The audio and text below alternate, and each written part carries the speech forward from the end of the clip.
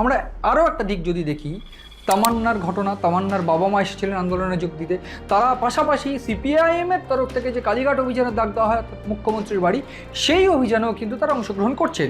এবং কালীঘাট অভিযান বা নবান্ন অভিযান প্রাথমিকভাবে তাদের একটাই দাবি, মুখ্যমন্ত্রীর পদত্যাগ চাই বা স্বাস্থ্যমন্ত্রীর পদত্যাগ চাই। স্বাস্থ্যমন্ত্রীর পদত্যাগ বা মুখ্যমন্ত্রীর পদত্যাগ করে বা তাদের পদত্যাগ হওয়ার পর কি এর বিচার পাওয়া যাবে প্রশ্ন উঠছে, প্রশ্ন তুলছেন শাসক দল, প্রশ্ন তুলছে ওয়াকিবহল মহল। বরং তারা এই প্রশ্নটাও সঙ্গে জুড়তে চাইছেন যে কারা তদন্ত করছিল। প্রাথমিকভাবে আমরা সবাই জানি আদালতের নির্দেশে গোয়েন্দা সংস্থা অর্থাৎ কেন্দ্রীয় গোয়েন্দা সংস্থা কিন্তু এই গোটা ঘটনার দেখভাল করছিল বা তদন্ত করছিল। তবে সেক্ষেত্রে আমার একটাই প্রশ্ন যে বিচার চাইতে শুধুমাত্র নবান্ন কেন? আমরা দেখছি প্রাথমিকভাবে যে নবান্ন অভিযান বারবার করে করা হচ্ছে, নবান্ন অভিযান অভিযোগ হচ্ছে। আমরা প্রাথমিক এটাও বুঝতে পারছি যে গণতান্ত্রিক উপায় আন্দোলন, গণতান্ত্রিক আন্দোলন অবশ্যই কাম্য, হাইকোর্টের মত আছে সেক্ষেত্রে। কিন্তু কেন বিচার চাইতে নবান্ন শুধু? কোনো কেন্দ্রীয় তদন্তকারী সংস্থা যারা তদন্ত করছে তাদের কাছে যাওয়া হবে না? এই ক্ষেত্রেই প্রাথমিকভাবে প্রশ্ন উঠছে। তবে সেক্ষেত্রে কি রাজনৈতিক মোড় থাকছে, যে কারণেই এই ঘটনা শুধুমাত্র রাজ্যের ঘাড়ে দোষ চাপছে? এইখানে আমার স্ট্যান্ড পয়েন্ট একটাই, আমরা সবাই জানি রাজ্যের গাফিলতি আছে, রাজ্যের গাফিলতি আছে বলেই সুপ্রিম কোর্ট তির্যক ভর্ৎসনা শুনতে হচ্ছে, রাজ্যের গাফিলতি আছে বলেই এই গোটা ঘটনায় প্রাথমিকভাবে বহু দিক পাল্টেছে, বহু উন্নতি সাধন হয়েছে, নারী সুরক্ষায় জোর দেওয়া হয়েছে, বহু ক্ষেত্রে সিভিক ভলেন্টিয়ার সহ বিভিন্ন পোস্টিং বেড়েছে, পুলিশ পোস্টিং বেড়েছে কলেজগুলোতে, বা বিভিন্ন ক্ষেত্রে নারী সুরক্ষার ব্যবস্থা করা হয়েছে, সিসিটিভি ফুটেজের ব্যবস্থা করা হয়েছে।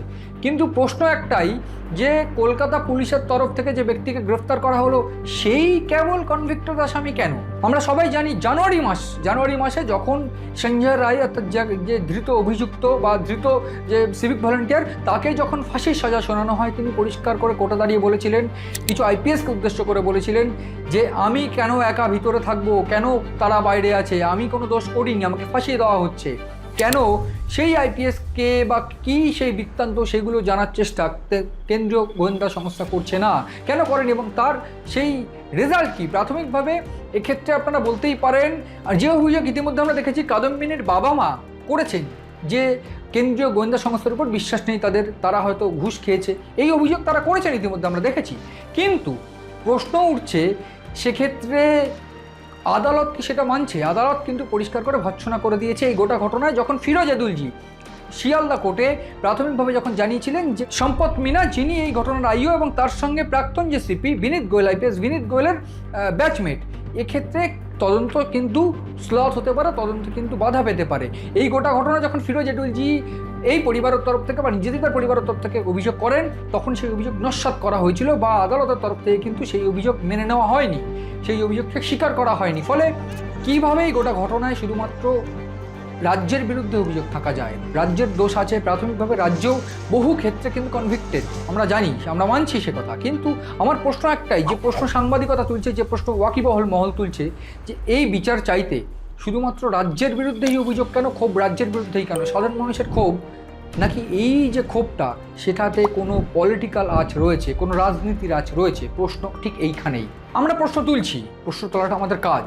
কিন্তু যে কথাটা আমি শেষ বলতে চাইবো, আমরা চাই কাদম্বিনীর বিচার হোক, আমরা চাই সেই রাতের যারা নির্যাতনকারী ছিলেন বা যে নির্যাতনকারীরা ছিলেন তাদের সাজা হোক, তাদের ফাঁসি হোক। ইতিমধ্যেই রাজ্য প্রাথমিকভাবে হাইকোর্টে জানায় যে এক্ষেত্রে শুধু যাবজ্জীবন নয়, আরও করা অর্থাৎ ফাঁসি সাজা দিতে হবে। তারপরেই অবশ্য সিবিআই হাইকোর্টে যায়।